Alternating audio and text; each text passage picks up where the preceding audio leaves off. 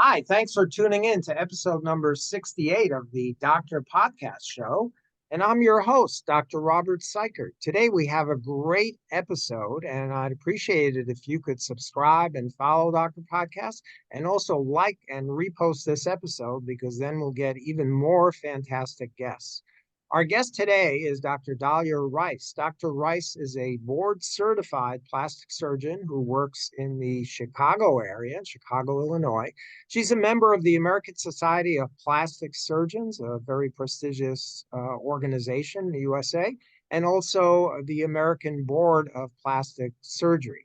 And after you watch this episode, which will be very informative and interesting, you can find out more information about Dr. Rice at her website, dmraesthetics.com. That's dmraesthetics.com. So, Dahlia, thanks very much for joining us today in the Doctor Podcast Show. I hear you've had a very busy day, so I'm glad you could make the time to join us because plastic surgery is very hot everywhere on TV, on the internet. You see about plastic surgery and plastic surgeons. So, we'll get some valuable information from you for patients who are interested in it. So tell us how you became interested in plastic surgery. Was it in medical school or even before that or after that? Tell us about that. Well, first off, I just want to say thank you so much for having me. I'm super excited to join and talk to you about plastic surgery, which I obviously love. Right. So when I first started in medical school, I actually originally came to medical school. I thought I was going to do forensic pathology.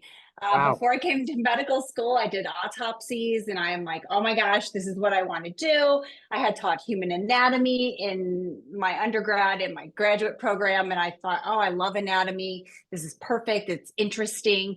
And then when I got to medical school, I quickly realized that I'm a huge empath and I struggle with watching sick patients. And so for me, that was something that Mm. I really kind of hit me hard.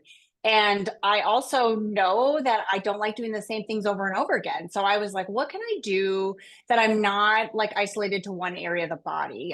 I enjoy general surgery, but I'm like, I'm not sure I want to do just abdominal based stuff. And I loved plastics because you operate on children like newborns where you're fixing their ears, all the way up to older patients who have skin cancers that you're reconstructing and everything in between. And so I loved that variety.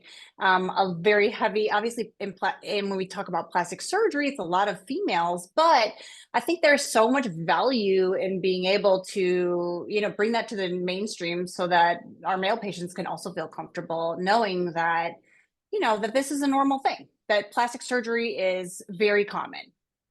Right. Yeah, I'm an ophthalmologist, so I see patients all age groups, and I'm seeing more and more men who are interested in have also had plastic surgery.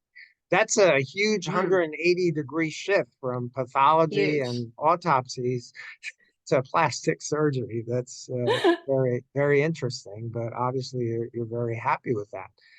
Tell us about your training after the usual 4 years of medical school. How many more years of training is it to become a board certified plastic surgeon? How was that for you? So there's really two different ways to go into the field of plastic surgery. You can either do what they call an integrated program, which is 6 years total, which incorporates all the fields of plastic surgery, all the areas of plastic surgery within that 6 years. Additionally, the traditional route is you do 5 years of general surgery and then a 3-year fellowship of plastic surgery. I benefited actually from both. So once I finished at Rush Medical College here in Chicago, I went on and I actually went to general surgery training at Michigan State University. And I was really very grateful for my experience there. I really learned how to operate. It was a place where we didn't have fellows. We had a lot of autonomy as residents. I got to really 30% of my cases were in plastic. So I really got to work a lot with the plastic surgeons there too. And so it was sort of one of those things where I was like, do I want to do plastics? Do I want to do vascular? Do I want to do general? So I was still sort of trying to figure that out because it's a big decision to make right up front. And so when I decided, yep, for sure, I'm doing plastic surgery, I actually was very grateful in that a position opened up at the University of Rochester in New York, and I accepted that position. And so I came in during my 4th year of training. The American Board of Plastic Surgery had me do an additional 3rd year of training to be in this integrated program. So I did 3 years of general surgery, 4 years of plastic surgery. And by the time I was done with my 7 years, I said, oh, I don't think I want to do a fellowship. And at that point, I was really ready to hit the ground running. I am very grateful, and my training was excellent, and felt very comfortable coming out of my training, being able to do all the things, which was great. And so I took a position in Wisconsin. I was working at Advocate Aurora Health, where there really wasn't a plastic surgeon there for many, many, many years. So I sort of liked the idea that I could, hang my shingle up there, and I really wanted to focus on breast reconstruction. But naturally, being a female, I was attracting a lot of female patients that wanted cosmetic surgery. And so I ended up having a 50-50 patient population of cash or cosmetic based and reconstructive patients. And for me, that was kind of very telling for the next phase of my career. And the fact that once that position ended, I realized the bureaucracy of large corporate medicine was not for me. And so I really wanted to, kind of focus a lot on my patient's experience. And the only way to do that was really to kind of control that experience so that they do, you have the ability to change something if it felt unsafe or if it felt like it was not right for your patient population.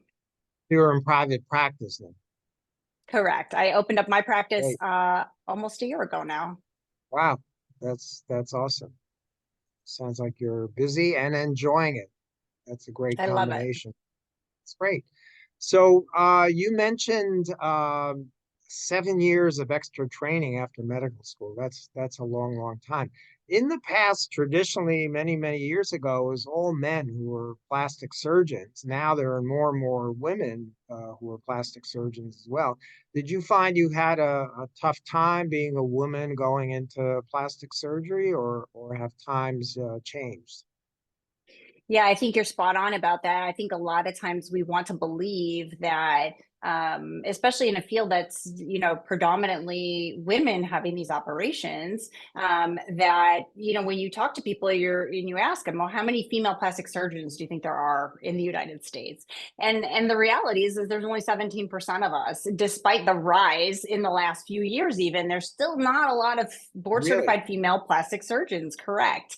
So we're still a very male dominated field, even though technically we're considered a very female dominated surgical field, because surgical subspecialties in general just don't have as many women. I had great female mentors, which was monumental for my experiences, because I definitely ran into some sexism, especially when I was pregnant and had my children during my training. That was very difficult. And so having female mentors that I could turn to in cases where I was like, is this okay? Or what would you do in this situation? And just being sensitive to the fact that there's also other women who are coming into this field. And so you're paving that way for them. And so despite that, I think that at the University of Rochester, I had such a great experience there because we were such a tight knit, like close group of residents, because there's really only 2 residents per year. And so having that made me have the relationship with my male attendings, very understanding. And maybe, I had definitely some key players that were very pivotal in my training as a woman and coming into this field and feeling the confidence of being like, yeah, I totally can do all these things. And so that I am very grateful for. Well, that's great. It's good that things are changing. It's very important. Now, you Mm. mentioned you're very interested in breast surgery, especially, and you're expert in that. What types of breast plastic surgery procedures do you do? So I'm still doing some breast reconstruction. So I've been doing some of those, but from a cosmetic standpoint, we really are still seeing breast augmentation with implants still on the rise as one of the is actually the number 2 procedure that is done in the United States. And so but the trend has been changing in the fact That's that. that's the second. Sorry to interrupt. That's the second most common plastic surgery procedure done. Correct, is the breast Wow. What's the augmentation. first one? And Liposuction, actually. Really? Liposuction has been on the rise, third year in a row now. So body contouring and the concept of now. So this year, a couple of years ago, the trend was the exaggerated features, right? Exaggerated breasts, exaggerated buttocks, and now Right. it's trending towards a more natural aesthetic, which is my personal aesthetic as well. In the Yeah. fact that the American Society of Plastic Surgeons coined a term called ballet body, and so that's the new trend: is more of an athletic look, more of something that's more contour focused rather than looking at these exaggerated features. So that's falling out of trend. And so we're seeing smaller implants being placed in patients that are more appropriate for their body size. We're seeing a rise of fat transfer to the breast for augmentation as well. So kind of using your own tissues and things like that. That definitely has shifted quite a bit over the last few years, where we were doing primarily breast augmentations as the number one procedure 4 years ago. Now we're shifting towards liposuction, body-based procedures, especially with the rise of Ozempic and other GLP-1s. We're seeing a lot of the body contouring. Right. So, regarding breast augmentation, can you explain what the implant is made out of? What is it that you're putting into the breast to enlarge it? Yeah, good question. And so there's two flavors of breast implants. One is silicone and one is saline. And when we're talking about the type of implants, we're talking about what it's filled with, because the outside of the shell is still silicone. And so a lot of people will say, well, I don't want a silicone implant because I don't want silicone in my body. But Right. unfortunately, it's inevitable, and it's in everything, right? It's in all of the medical Yeah. devices. I tell my patients all the time, a breast implant is the most studied medical device in a human body. It has been Right. around since the 50s and 60s. And so things have changed so much. We're on our fifth generation of implants. They've gotten so much safer. We know so much more about them because they are so well studied. And so that also has been a huge trend. We're seeing more formed, stable silicone. So the silicone itself does not actually spill out. I think that's one of the things that I hear a lot of patients have false narratives about what silicone does to your body and that spreads everywhere. The reality is that the body forms a capsule around that. The older implants were more gelatinous. And so when we would go to remove them, they're more liquid in nature. Whereas now they're more form stable. So even if the shell ruptures, that silicone stays place.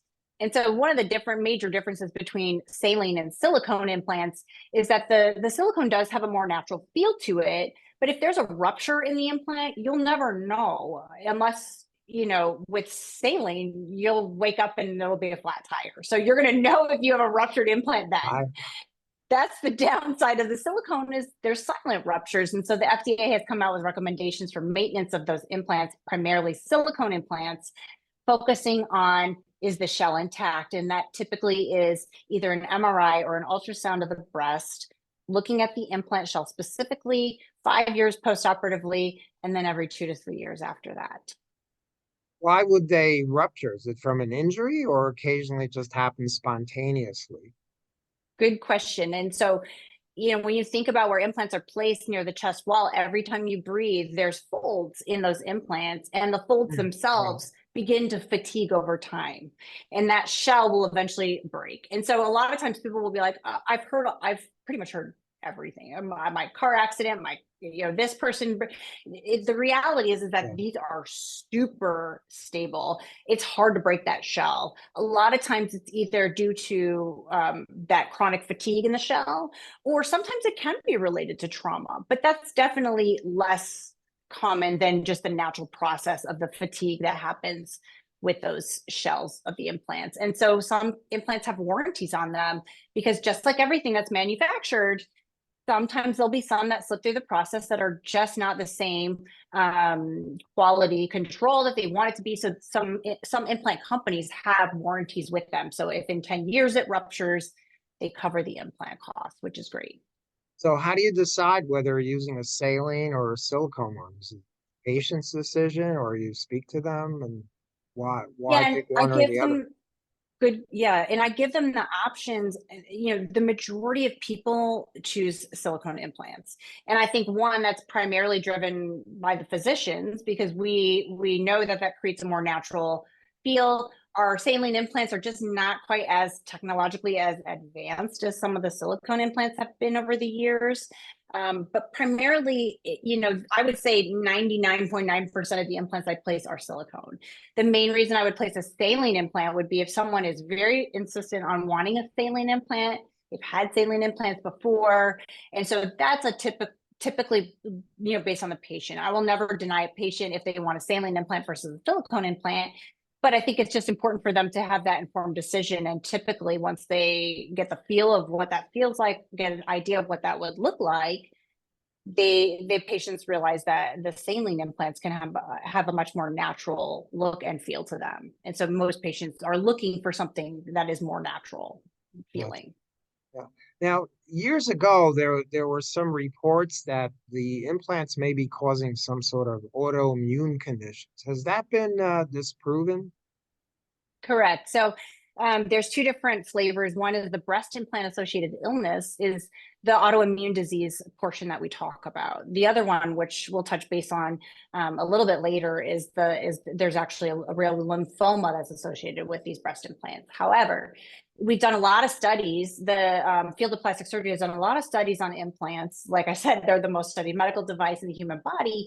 And primarily, they've not shown a correlation with any autoimmune diseases with breast implants placement. However, everyone has different sensations and different feelings. Some people don't like the sensation of that foreign body and that bothers them. Or, a lot of times people are getting implants placed at the same time in their age range at the same time that they're getting diagnosed with autoimmune diseases. So that midlife time, they're done with having babies, they're focusing more on their body. And so that late 30s, early 40s age, we do see that rise in autoimmune diseases in the United States. And so some of that could be correlative in the fact that it's, age related. And so sometimes those two things can happen in succession that makes people think, maybe this is related to, my implant.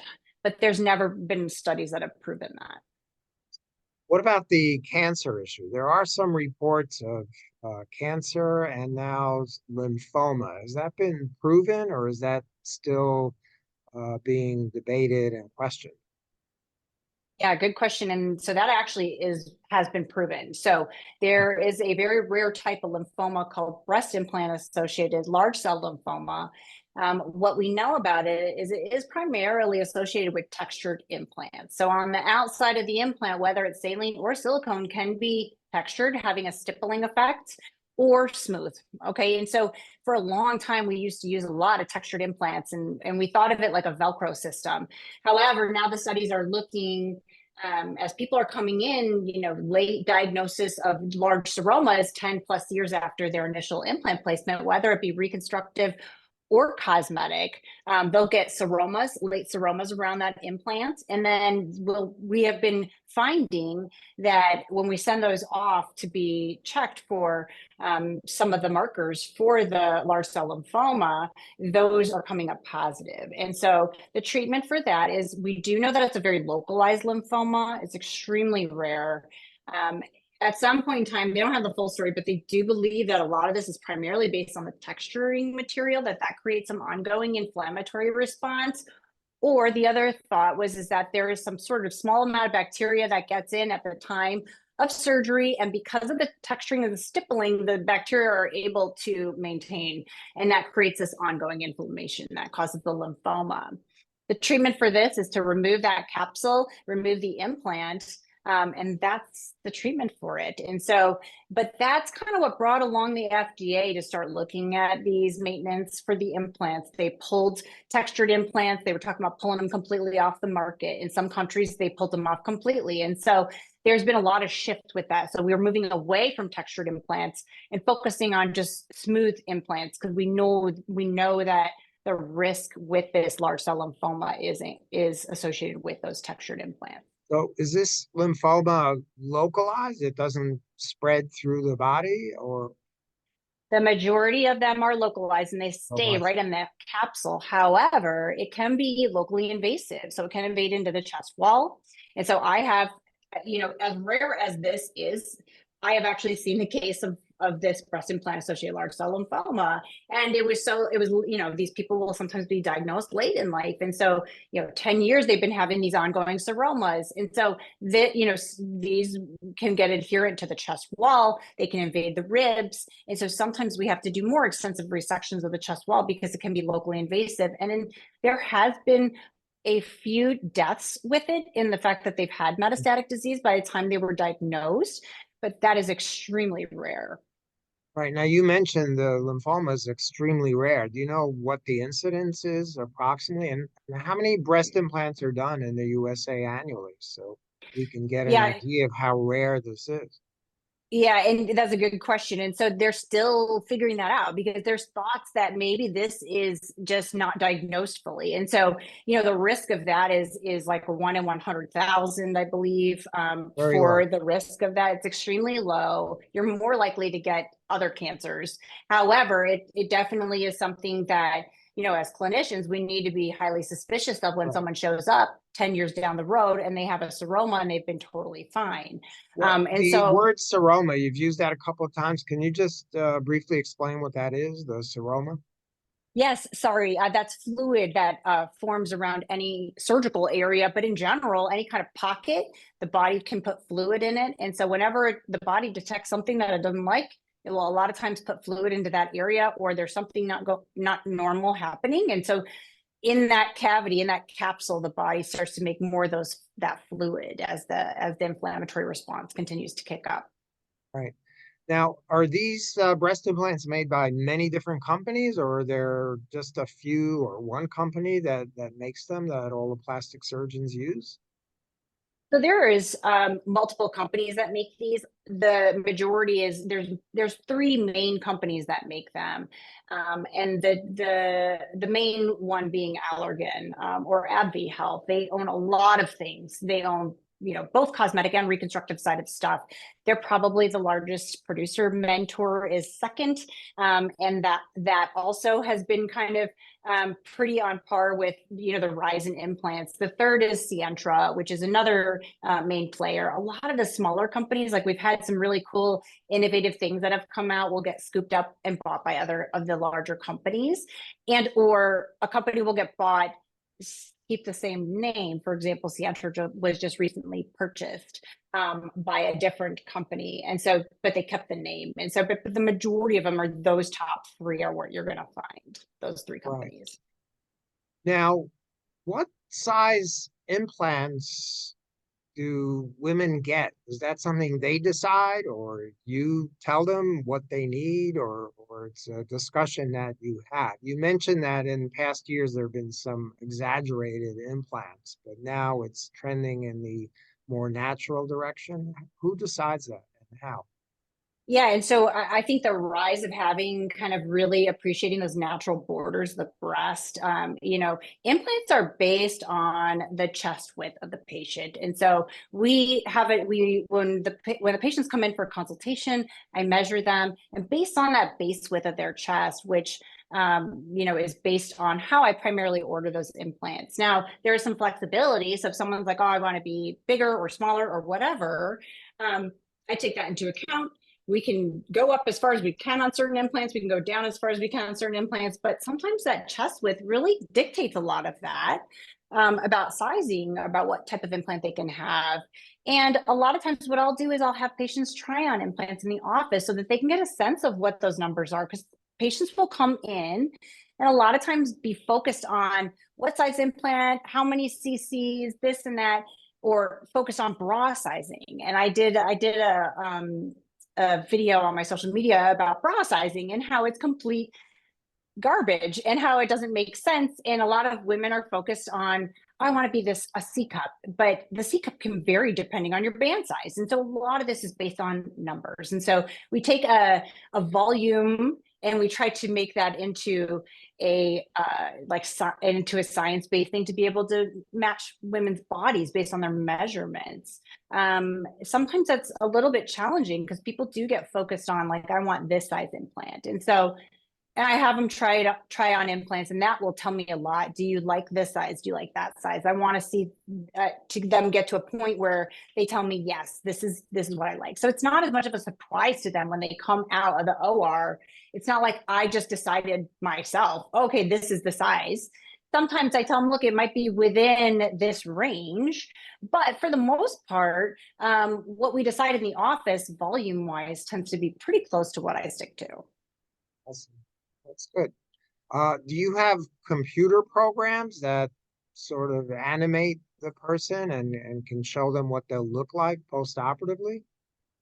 Yeah, so there are, and AI is being used in these situations for facial stuff too, breast stuff as well. That has been around for many years.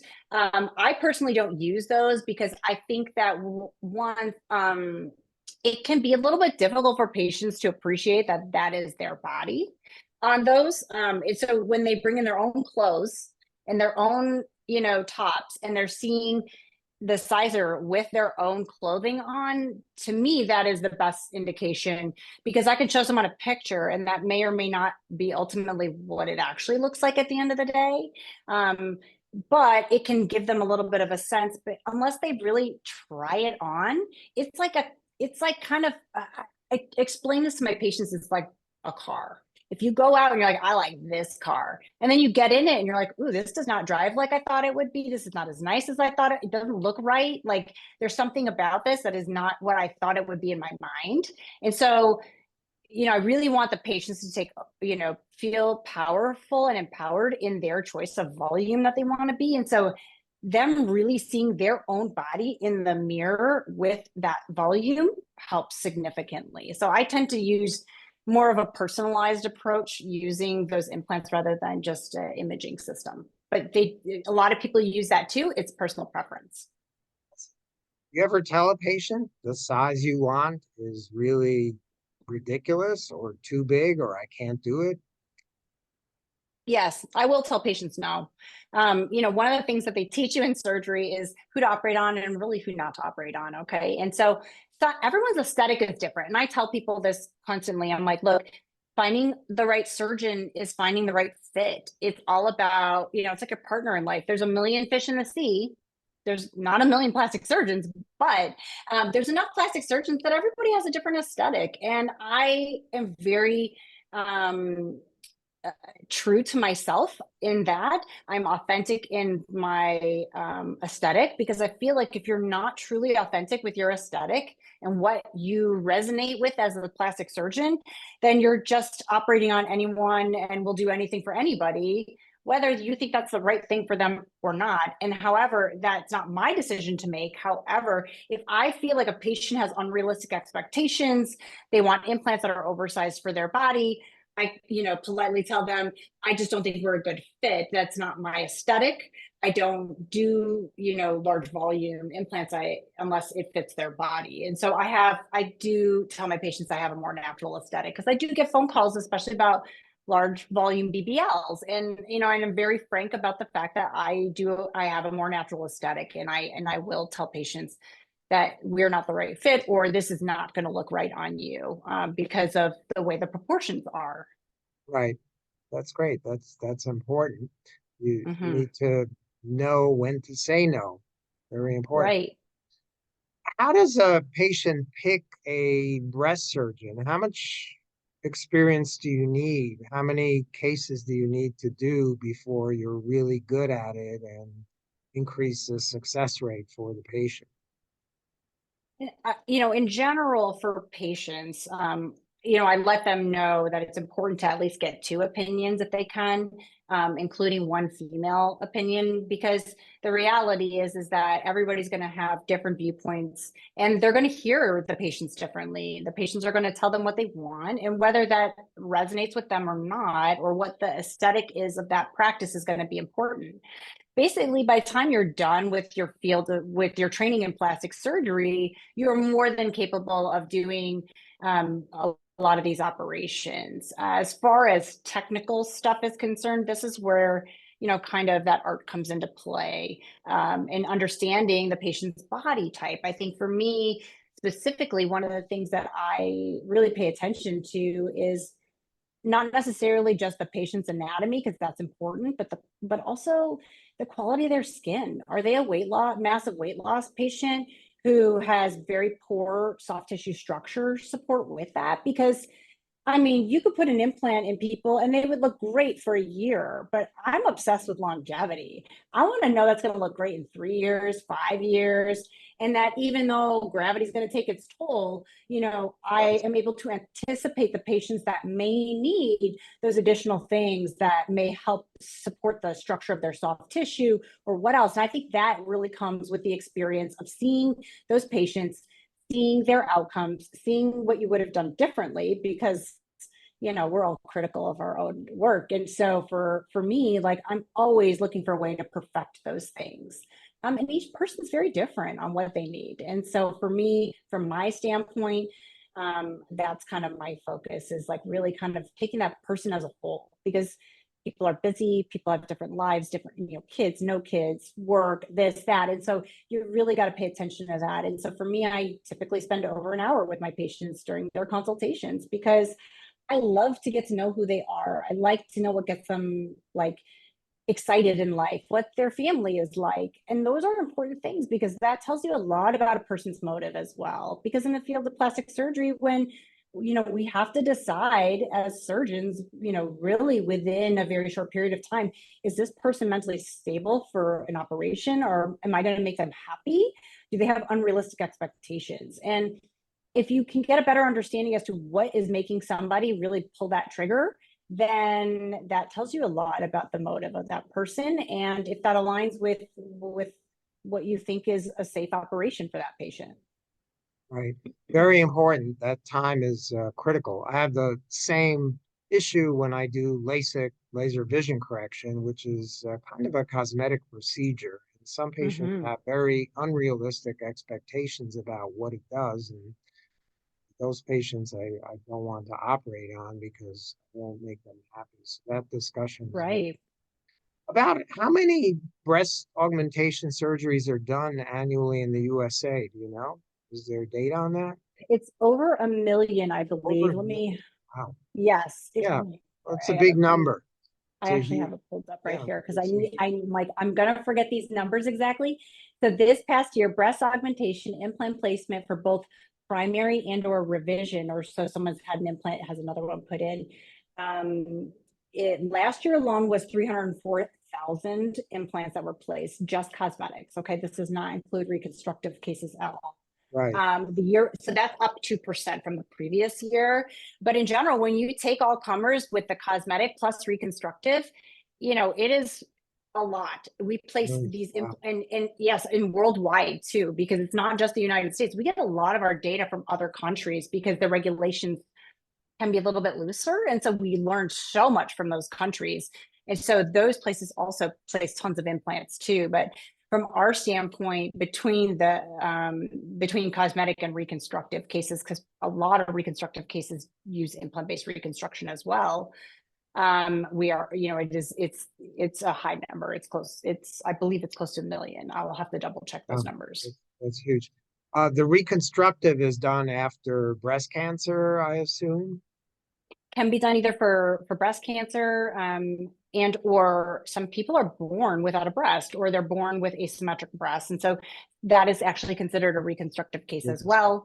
And so from those cases, any kind of trauma, any kind of things that are causing someone to iatrogenically lose their breast from a surgical procedure, or if they were even born with asymmetry like that, in some cases, in some syndromes, they don't have a breast, no nipple, no nothing. And so that's more rare, but those patients, it's not uncommon that women have asymmetry in their breasts. It's actually super common. We do tend to see 1 cup size or more of asymmetry for women. And so some of those patients, even though they're cosmetic, because the insurance companies don't recognize some of the asymmetries, that's actually truly a reconstructive case. I see. You mentioned earlier the fat transfer breast augmentation. Can you explain that and how you do that and why that's done instead of an implant or in addition to the implant?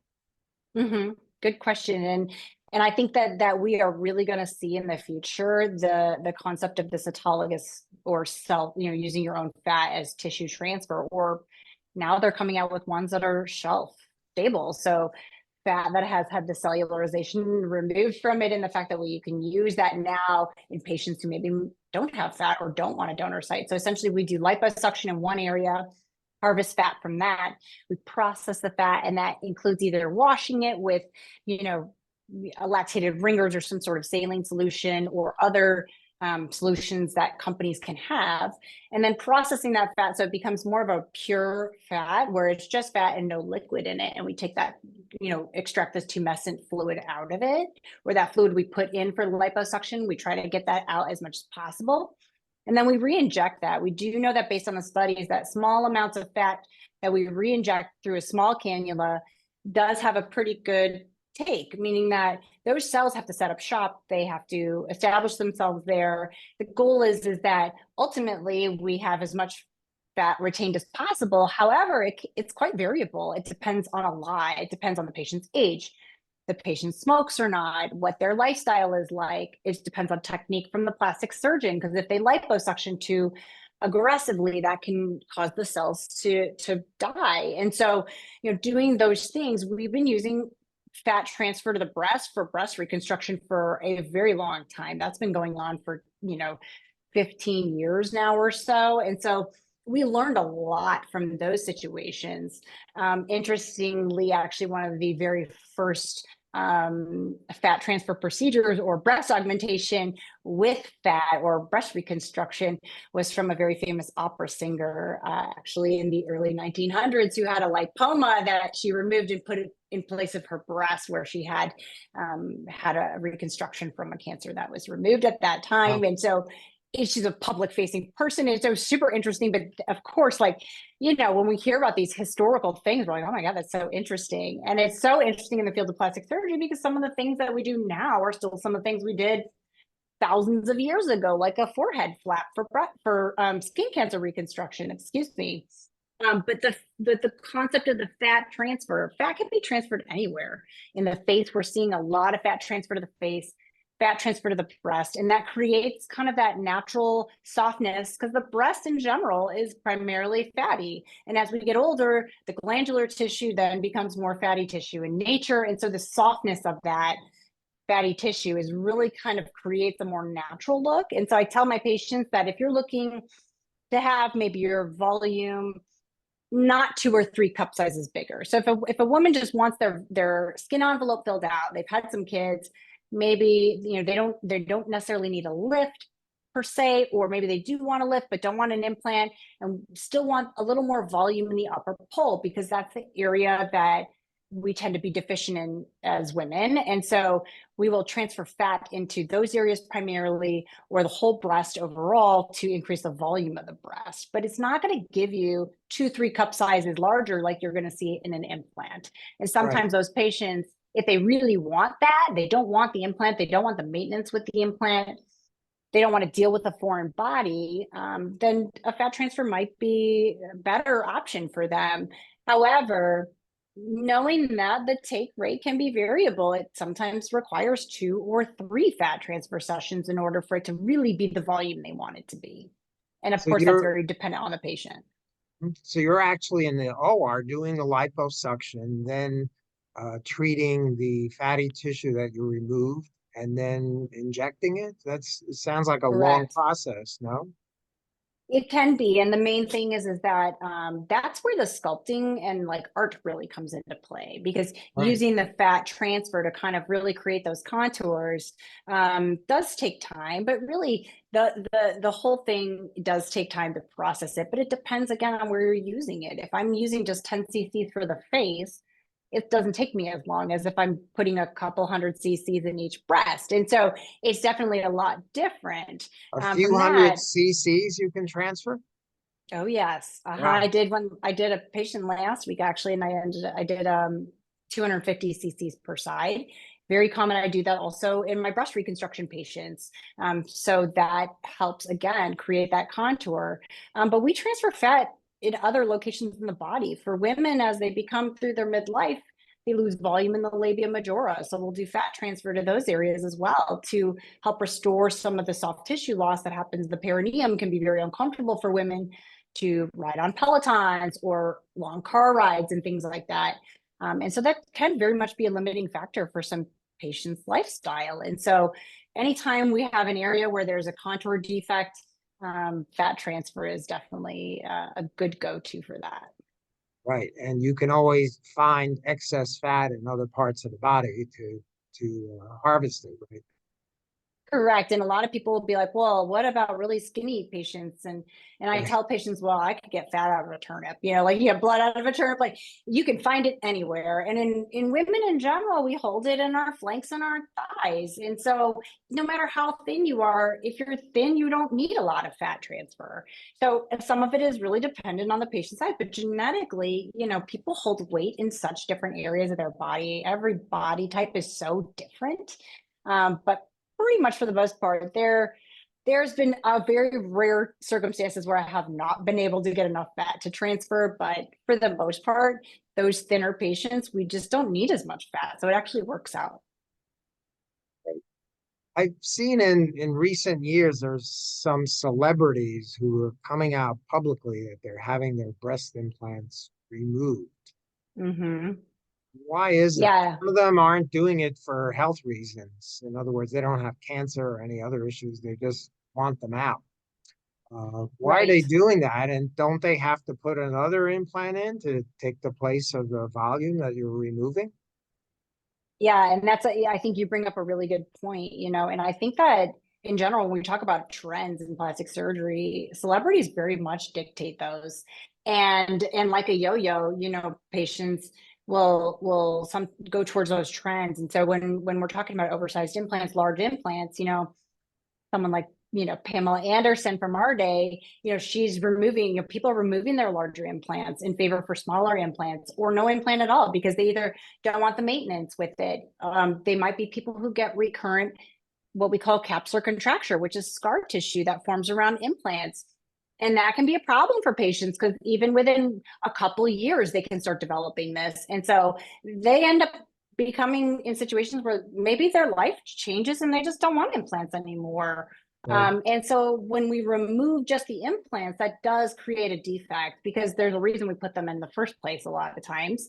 But with the pressure of the implants, you actually lose more glandular tissue. And then you get ptosis and more skin laxity. And so when that happens, sometimes people think, oh, it's fine. I've had small breasts before. I'm going to have my implants out. Not a big deal. The problem is that because of the upper pole that we're filling out, when that implant is removed, sometimes that part of the breast will stick down to the pectoralis muscle and create this really ugly divot. So sometimes we have to do a breast lift at the same time, fat transfer with the breast lift. I mean, whatever the patient needs from that respect or whatever their goals are. A lot of times, I think these are the patients that we see that either just don't want implants anymore, they don't like the way they feel, or their trends have changed. Their aesthetic has changed over 20 years. Because when I know I'm not the same person I was in my 20s that I'm in my 40s. And so those change. And then as people get older, they realize also big implants come with problems, right? It's bad for your back and they're heavy and they stretch your skin out and they sometimes can have strange sensations like they're colder when you're outside in the colder weather. And so those are things that sometimes drive people crazy. And so people get implants taken out for all kinds of reasons. And so sometimes that can be it. They just don't like the sensation of them. Just occurred to me, saline implants could potentially freeze if you're out on the ski slopes. Oh, You can, well, I think because the closest to the body, they don't. But yes, in theory, they could because people will say to me like, "Oh, I didn't even realize that these feel cold in the wintertime." I'm like, "Yeah, especially breast reconstruction patients because they don't have a ton of native sensation there, right. but they can still feel some hot and cold stuff, and so they're always like surprised, like, "Oh my gosh!" I'm like, "I know, it's so weird. It's just A a lot of weird sensation." lots of situations that you have to be an expert in. That's why you have all the training and experience. That's great. Now, what about Mhm. body plastic surgery? I know you also are an expert in that and do a lot of that. And you mentioned earlier liposuction, and that Mhm. seems to be more and more popular. Is that correct? Yeah, so liposuction was the number one procedure last year based on our statistics. It is up, I believe, 7% from the previous year. And that in general, it is the third year in a row that liposuction has sort of like taken the height of the market. Because it used to be breast augmentation, now that superseded that. And I think in general, when we're talking about liposuction, a lot of this too comes with also the rise of males having plastic surgery. They're focused more on body contouring based stuff. They want to get rid of those stubborn areas that maybe genetically that's just they're predisposed to that, or they, work out hard and no matter what you do, you can't get those six pack abs because maybe genetically that's just not the way your body is built. And so, the That's my rise of problem. that, Can't get right? that six pack, right? You're tall and thin. And so whenever, I mean, everybody's so different in that respect that no matter how hard you work out and do all the things they tell you you should be doing, sometimes that's just not people's reality. It's just not. And so everybody, and I think in general too, one of the things I'm seeing a lot of with males and females is more definition. They want more of a defined liposuction or what we call a high definition liposuction.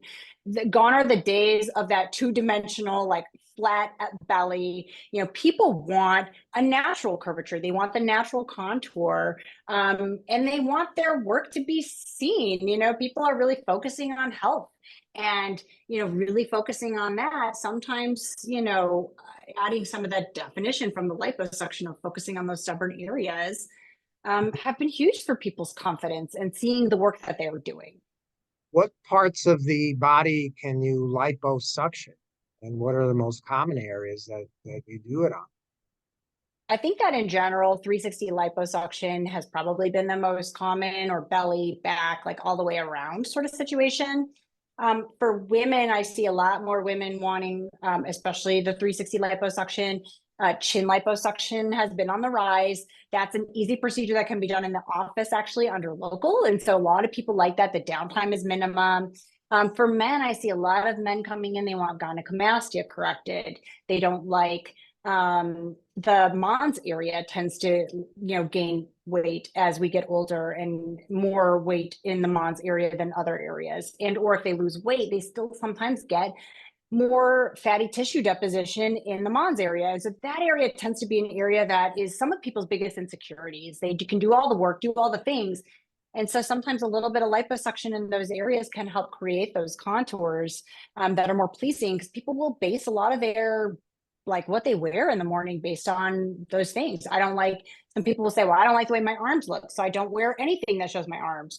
Or I don't like the way my men will tell me, I don't like the way that my chest looks because I have a little bit of gynecomastia. And so because of that, they don't wear tight shirts, or they'll size up, or women will size up, wear skirts because they don't want their lower belly contour to be seen, because that is, again, even with yoga pants, they don't like the way that looks, those contours. And so that has been, I would think in general, has been the one thing that I've been seeing the majority of is liposuction across the board, both men and women, for sure. I see a lot more males in my plastic surgery practice than I anticipated, actually. Really interesting. Now, as you Mhm. know, there's an obesity epidemic going on. It's getting Mhm. worse and worse. Is Yes. that what's driving the increased number of liposuction cases? People are just gaining weight from eating too much, not exercising enough, and rather than exercise and eat less or take Ozempic, they'll go to you. And sometimes I do see some of that. I usually am pretty good at teasing out the patients that want that as a weight loss surgery, because I tell them, like, liposuction is not a weight loss surgery. It's not. Uh, Liposuction is there to help with the contour after diet and exercise has basically been maximized.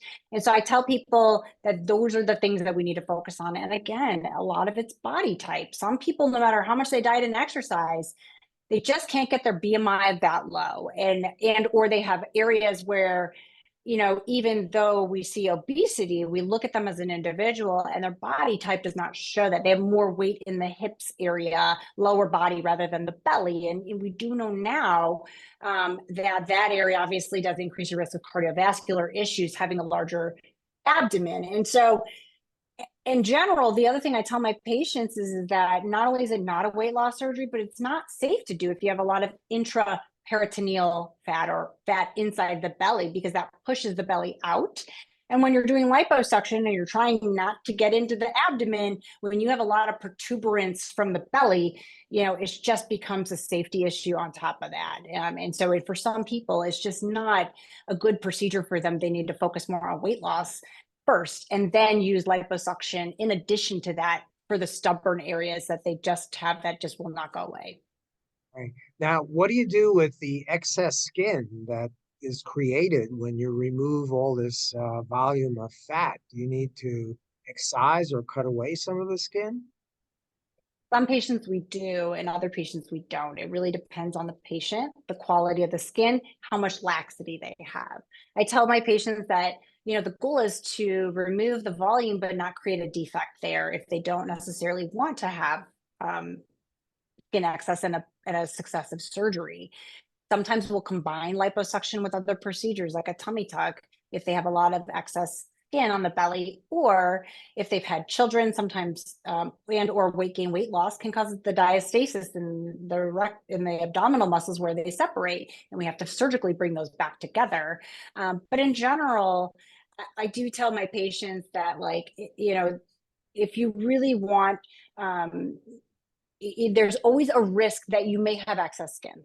There's always a risk. We can use energy devices to sort of create a small amount of tightening, but it really is not a very substantial amount. I've never seen such a large contraction of the skin from laser or energy devices that is going to replace surgical excision if there truly is a lot of laxity. If you have stretch marks and the quality of the skin is thin and poor, then your risk of having that laxity or additional loose skin afterwards is a real risk. And some people will need to undergo an additional procedure. However, I'm very honest with my patients in the fact that that might be a potential in the future if we do too much aggressive liposuction.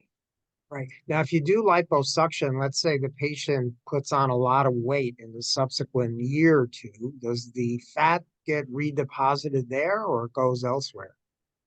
A really great question, because I get asked this a lot. People think there's a wives' tale out there saying, oh, well, if you get liposuction, you're going to gain fat in other areas of the body. And the reality is actually that's not true. What we do know is that there is no cross communication between all the different fat cells in the body. So the fat cell in your leg is not going to know whether you've been liposuctioned or not. And so they don't talk to each other. And so because of that, when the There's body no sends email out, and texting between the there's fat no cells? email, there's no carrier pigeon like through the vascular system. Hey guys, check out this new thing we have. The reality is that when the body sends out those hormones to build that fatty tissue, it does sometimes look exaggerated in areas that have not been liposuction, because the cell count is less in the areas that we liposuction. So when we remove those cells, they're gone forever. And so the one thing I will tell my patients is that the most unhappy cosmetic surgery patient is someone who gains a lot of weight after liposuction. Not because that the other areas look bigger, they'll sometimes get stippling and dimples because we have to leave fatty tissue behind. We have to, that's the only way to do it. We can't remove every fat cell, but those fat cells can still get pretty plump. And so that can cause some dimpling and contour deformities in patients who gain weight afterwards, because it's not as smooth anymore. The body trying to bulk up. And so sometimes whenever we're talking about plastic surgery, when we're talking about contour, shadows, and light, if some place has less volume, it's going to make the other side look bigger, just in comparison to each other. Right. It's all relative. What about, you mentioned earlier tummy tuck. What's that procedure? So a tummy tuck is also called an abdominoplasty, and that procedure is a surgical procedure which removes excess skin on the lower abdomen, tightens the skin on the upper abdomen, as well as the abdominal muscles, and brings those together. The belly button is rehomed in a new position on the skin on the abdomen. It is not removed and then put back on. It's simply just placed out of the hole that it already wants to be. So there's a very defined area for the belly button, and when it's there, it's there. And so we just place it in a new home, essentially redraping the skin. I tell people, if you think of like a curtain that's pushed up against the wall, it's got all the folds in it. That's your skin and belly before you've had your tummy tuck, but then you want it to be nice and tight. And so then you pull that curtain closed, but then you have all this extra skin over here left over that we have to remove. And then the area after we redrape it, that's the belly button will come back out there. But the belly button scar is the thing that people hate the most. It is very telltale of a tummy tuck. And so people are very focused on the belly button. What does the belly button look like after this surgery? They're very focused on that because, again, that creates the scar that people see when they're wearing bikinis and things like that. And so people get very focused on the belly buttons because belly buttons, again, is an aesthetic thing, right? And I tell patients that the scar. And so belly buttons are essentially a scar, but a belly without a belly button looks strange. And so when we're talking about belly buttons, people get very focused on that with their tummy tucks and what's your technique you like to use and what do the scars look like. And so that is very much a big focus of a tummy tuck, because we spend a lot of time on the belly button to make sure that that looks perfect. Just curious, has anyone ever requested, get rid of my belly button? I don't really need it. Yes, and in some cases, when we do breast reconstruction, so say we do a deep flap, or we take the same procedure, we use that skin from the lower abdomen and the skin and soft tissue, and we make a breast out of it by hooking up those blood vessels, same surgery. And so some patients, if their BMI is too high, we have to sacrifice the belly button because that can create wound healing problems in patients whose BMI are higher, like close to 40 or higher. And then we either make them a new belly button, which is called a neo-umbilicus procedure, or some patients are like, you know what, I don't really care. I don't need it. We sacrifice them all the time in general surgery for a lot of our colorectal patients, right? And we don't even think twice about it in general surgery, but in plastics, we're like obsessed with the belly button. Belly button is very important. That's what makes us mammals. Well, part of the reason, but. Exactly. What about, I saw on your website, you do a mommy makeover. What's that? How's that different from the tummy tuck? So a mommy makeover is a combination of a breast procedure and a body procedure. And some people think of a mommy makeover as just a tummy tuck. But really the true term of a mommy makeover is a full rejuvenation procedure with breast and body. So it can be a combination of a breast augmentation with a tummy tuck, a breast lift with a tummy tuck, a breast lift with liposuction and a tummy tuck. So it can be a combination of different things. The goal is to restore the body of somebody who's had either children, but really it's also massive weight loss patients. Patients that have had any type of rapid weight gain, weight loss is very similar in pregnancy, and that can create a body contouring issue and laxity in the tissues that we have to restore. Now, you mentioned earlier chin liposuction. Is that becoming more popular? I know there was a medication that came out a few years ago. Actually, it was, I think, Allergan and AbbVie, where it supposedly melted the fat in your chin. Correct. Still being used, or are most people having liposuction there?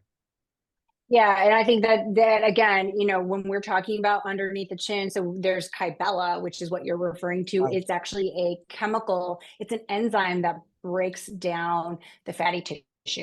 The problem with this, and in theory, it's great, but in reality, it often requires multiple injections in the fact that you have to have it more than once. It's very expensive for what it is.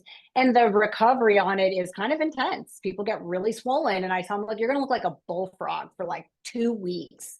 Yeah. And then afterwards, then they got to have it done again. So sometimes 2 or 3 sessions. And then that can create a lot of scar tissue in those areas too. And so as plastic surgeons that are looking ahead, we're like, okay, what's this going to be like when this patient wants to have a facelift, a neck lift, because those are going to be the same people. Sometimes people do cool sculpting underneath the chin as well. I've had patients come in and say, I've had cool sculpting multiple times and it didn't work or whatever. And so a lot of times with patients, I tell them, look, I know the appeal of a non-invasive based thing is attractive, right? Nobody wants the downtime. No one wants to go to surgery. No one wants any of those things or the recovery. However, by the time you end up multiple Kybella injections and things like, you've spent a ton of money that you could have just paid for surgical lipo and have more consistent results. And I think that that's the key, is being able to target and being more consistent in those results. And we're finding out that we can do a lot of these procedures in the office, which very much limits, the cost in the operating room, or a patient doesn't have to fully undergo anesthesia, which limits those risks that are associated with anesthesia. What about eyelid surgery or blepharoplasty? I don't do that as an ophthalmologist. I do mostly cataract surgery, LASIK. But do you do a lot of eyelid surgery for people who have droopy eyelids or skin hanging over their eyelids? Yes, I do. And that's definitely one of the things that I think, one, with the statistics that came out from 2023, that is the number one facial cosmetic procedure is blepharoplasty, and which is not surprising because, again, this can be done in the office under local. And, I think that it's so interesting because we are in such an interesting time in our lives, with the fact that as we're getting older, we're seeing a lot more people come in at younger ages to get procedures done in their 30s, in their 40s. And some people genetically don't have as much hood space, real estate up there. They have hooded eyes. And so because that, some people don't like the hooded eyes, or sometimes culturally they want to have a different type of eyelid. And so those are all different depending on the patient, but for sure, people will get 3, 4, 5 blepharoplasties in their life sometimes. So it's not uncommon that we're doing revisions on these, because they're probably going to last about 10 years or so, and then you're going to have it done again. It depends again on the patient's laxity. And we do see some coverage from an insurance standpoint, but overall, insurance companies become very smart about things, and they don't like to cover some stuff, so they'll try to find ways to make that more challenging. But some people, that might be an option for them. Like if they have ptosis, one eye droops more than the other, maybe that's congenital, maybe it's iatrogenic. But that, in general, blepharoplasties, I think people focus so much on the eyes, especially during the reign of COVID, when everybody was looking at themselves and saying, oh my gosh, my eyes look tired all the time. And so I do see that at younger ages now. You think that COVID and Zoom has caused an increase in the number of plastic surgery cases? Because people are looking at each other on Zoom like we're doing now all the time, saying, "Oh, I don't like the way I look." What's Absolutely. that's happened? So there's Oh more. yeah, one of the things that's so interesting is that when COVID came, a lot of the surgical specialties and specialties in general were getting hit left and right. They were closing down ORs, Yeah, they were closing down everything. And then plastic surgery was on the rise. And so actually we saw a huge increase in plastic surgery procedures over those years, because people are looking at themselves on Zoom more, but more importantly, people are working from home and they were able to recover from home. You could have a full body procedure and no one would never even know, or you could just turn your camera off and have a facial procedure and no one would know. And you could recover from the comfort of your home and still work and do these things. And so that was really good important point. for patients, because cosmetic surgery is not covered by FMLA. And so you don't get that time off of work, and PTO is very important. And so for people to take many, many weeks, like for example, for a tummy tuck, and you have a very active job and you got to take 4 to 6 weeks off, that's a lot. And so for some people, they just can't afford that. And so working from home allowed them to be able to recover in a more non-conspicuous way, that they're still able to do their job, but in the comfort of their home, and recover quietly. Right. Interesting. I noticed some people put their photo on Zoom instead of being there live. Maybe they're recovering from plastic surgery. Maybe. Maybe. What about rhinoplasties or nose jobs, as called in the past. Has that increased? I think in general, we're seeing a trend of increased procedures overall in plastic surgery. I think that from a rhinoplasty standpoint, I believe that that's been fairly stable. I don't think we've seen specifically an uptick in that. We are seeing more non-surgical rhinoplasties, which is the use of hyaluronic acid fillers to create a contour of a nose. So sometimes people don't necessarily want to undergo the full surgery. The recovery is hard on a rhinoplasty and they don't have septal deviation. Maybe they just want the bump fixed. And so doing non-surgical based things like that is definitely on the rise, no doubt. And or sometimes we'll bridge people. We'll do a non-surgical knowing that they're going to want to have a surgical rhinoplasty in the future. But that has for sure, the non-invasive procedures across the board have been up. And one of those being the non-surgical rhinoplasties. When you do the rhinoplasty or nose job, as it's referred to, do you show people pictures of what their nose could look like? How do you decide how to shape that nose? Yes, and like I said before, that there are software systems that are really good at being able to tell. I think in general, a lot of people, one of the things that's so interesting about rhinoplasties is that the nose can change your face in a very dramatic way. And so some people, especially now, they don't want huge results that are changing the way they look. They want more minor results, right? They want things that people aren't going to be like, oh, that person had the XYZ.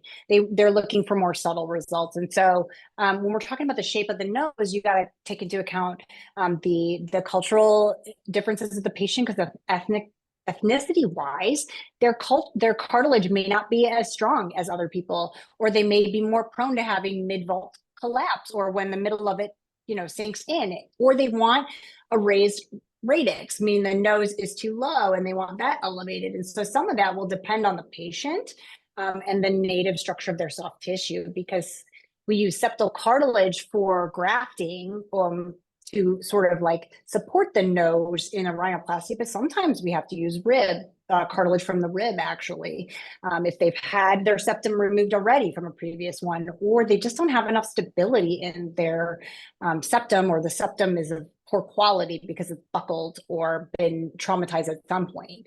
And so really a lot of it depends on the patient, what they're looking for. But again, very high rates of body dysmorphia on patients that have rhinoplasty and seek rhinoplasty. But also, when we're talking about rhinoplasty, it's a millimeter game.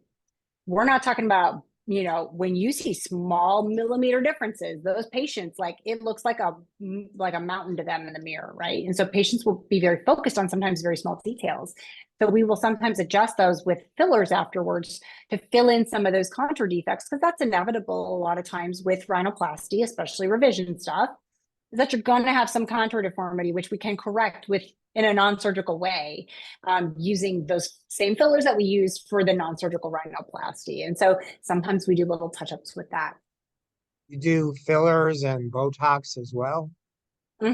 Correct. So I do Botox and fillers all everywhere, really. I mean, patients come in, they have very painful trapezius muscles.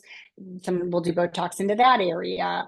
Some people want it because they like the neck contour. That's called Barbie Botox. And so they have all these the Barbie Botox, because it gives you kind of that long neck like Barbie when you Botox the trapezius. And so they're coming up with all these trendy ways to use Botox. But the other thing is that, medically, Botox has been a game changer for people with TMJ, using that for the masseters. And, we're seeing a lot more Botox in men as well. That's a huge thing too. Men are focusing more on their skincare regimens. They're focusing on using Botox as well.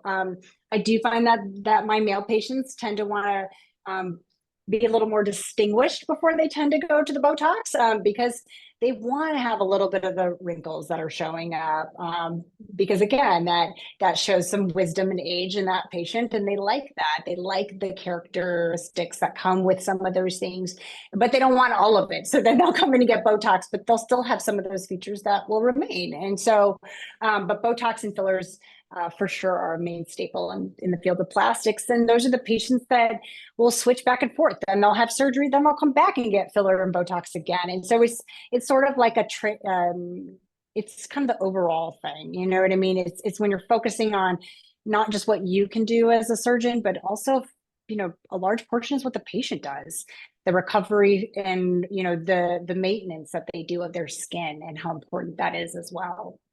Right. You mentioned trendy things.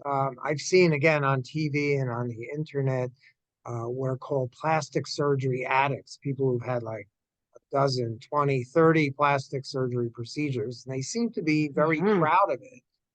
Uh, Yes. what do you think that's all about? Is that a psychological disorder or is there something else going on? And do you see patients like that in your practice? Yeah, and I think that, whenever we see patients that have had a lot of surgery like that, multiple surgeries, it's can be one of two things. It can either be that they're just the type of person that is just not going to be happy no matter what you give them, or they're the type of person that had surgery at a fairly young age and now they're having a change of heart, a change of aesthetic, a change of what they want. And so that can change. But there is a dopamine rush that comes with some of these procedures, right? You come out, get filler and Botox, you feel so fresh. And then the swelling goes down, and people are like, oh, but I liked my lips better when they were swollen. And then that's how you get to a point where people get overfilled or people have surgery to the point where it becomes disfiguring because their skin quality is not really good, or whatever reason. And so you just have to be able to be honest with that patient and say, I don't know if I can give you what you're looking for, or and really a lot of this, and I mentioned this previously, is the concept of perception drift. So you change small things over time, and then that becomes their new set point, and then they are continually trying to achieve some vision of what they think that they want to look like, but that may not make them happy and it may not be realistic for them. And so I'm all about having that time with the patient to be able to understand their motive, like I mentioned before, and being able to be realistic with them and say, you know what, I hear you, I hear what you're telling me. I don't think that either I'm the right surgeon for that because I don't think I can give you the result, or I want you to think about the risks that are associated with that as well. And what does that mean? And then I also will tell people no. I'll say, absolutely not. We're not doing more filler. I'm actually going to dissolve all this filler and we're going to start from scratch because, you can't keep adding more. Sometimes you just got to start over from that respect. But I think there is some body dysmorphia that is associated with that. And so they do teach us a lot in our training about how to identify those people, people who have seen, lots of different plastic surgeons for different reasons, and or come in and they don't really know what they want or they can't really identify what it is. And sometimes I will hear stories where they will have procedures and they'll have those procedures which they didn't necessarily want, but it's something that they were sort of talked into, sort of like they come in not really knowing what they want but are guided towards something, and then they sort of go down this path of like, well, I really don't like this and I didn't want this in the first place, and now they're trying to find ways to correct that. And so I like to think that we're all crazy in our own ways, and so the reality is that you just have to figure out what crazy you vibe with and what you match with. And I tell people, look, hey, if our baggage matches, if you got designer bags, let's go, let's do this. Because the reality is that we all have little things that we're hung up on, and you want to make sure that someone hears what you're telling them as a patient. And even if you've had 500 procedures, it really doesn't matter, because if that is something that I can give them, they're saying, hey, these are my expectations, and I say, I can't give you that, or yes, I can. Then that really is the deciding factor for me. Is that person going to really be happy at the end of the day? Because that's always my biggest concern. A large part of your job is being a psychiatrist as well. Exactly, because these are people's biggest insecurities coming into your office on display. And sometimes they see plastic surgeons in 10, 15 minutes. And I'm like, okay, in that time, you're undressed, you're exposed, you're, trying to talk about the things that you've been thinking about for years and how terrifying that is for these patients. And so a lot of it is the anxiety that's associated with that they've been, that they're putting their biggest insecurities on display. And I think for me as a woman, especially, like, I will never take for granted how difficult that is to come into someone's office, talk to a complete stranger and say, I don't like this about my body and I want to fix this. Right. Because That's that's hard. very personal stuff. You might not even want Absolutely. to talk with your spouse about that. But they tell you. Exactly. So yeah, you are like a psychiatrist. So it should be psychiatry plus plastic surgery.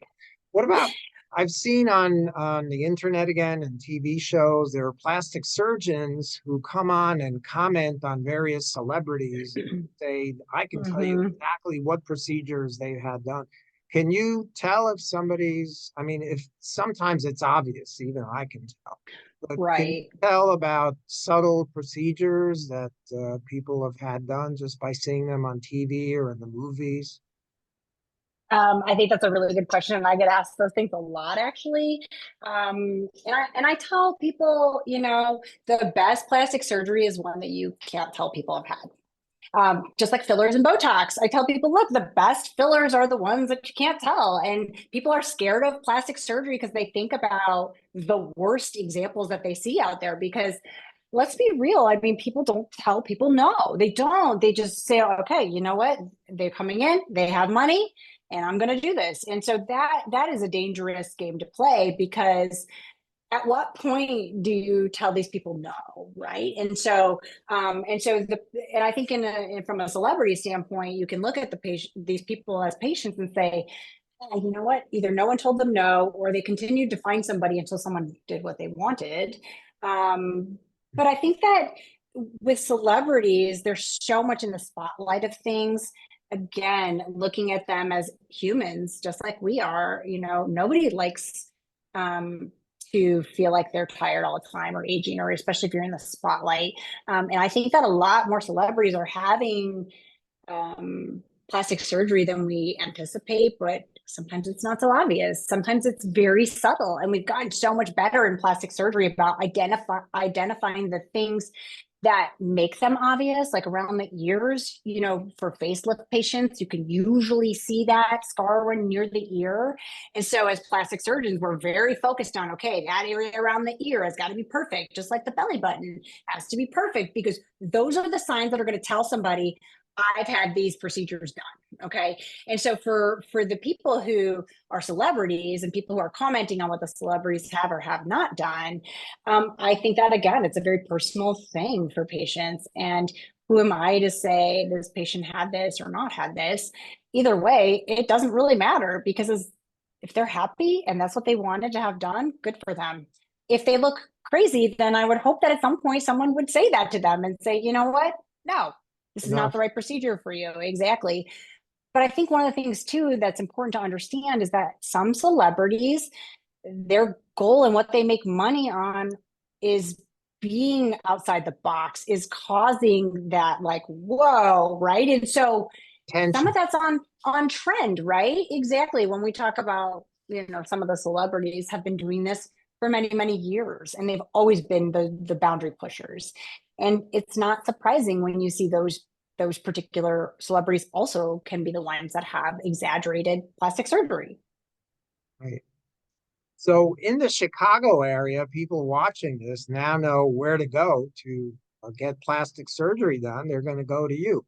But how do Obviously. people, right? How do people around the country in Seattle or California or Maine, how do you find a good plastic surgeon who's going to do a good job? How can patients tell? Yeah, it's a good question. I think the biggest thing is do your research. Make sure that that person has the proper training that is needed in order for them to be an expert in their field. I think that one of the things that we talk about in the field of plastic surgery and in general, I think that this is super common, and you see this a lot in your field too, is the concept of scope creep. Not that we're not able to do the things other subspecialties can do, some of them don't have the same training. And so I talked to you about how I did the 7 years of training. Now, that makes me a board certified plastic surgeon.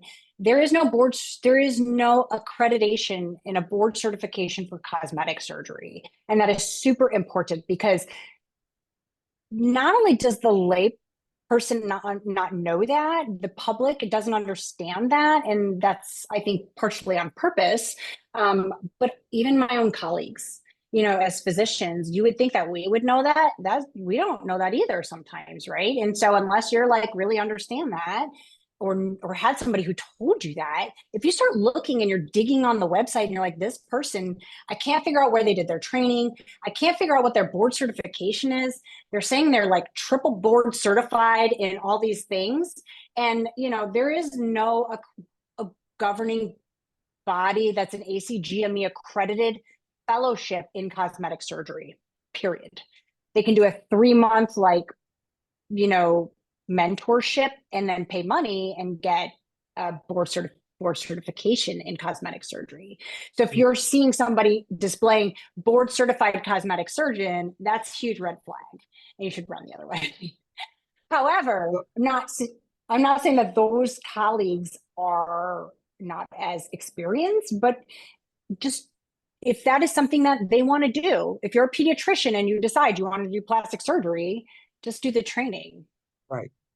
But, there's more to it than training, because, there are some surgeons who are really technically excellent and also have that eye and right, appreciate the art and just get better results. That's where the problem is, because let's say you find somebody like you who's had 7 years of training, but there's still other factors, and those are difficult for patients to find out.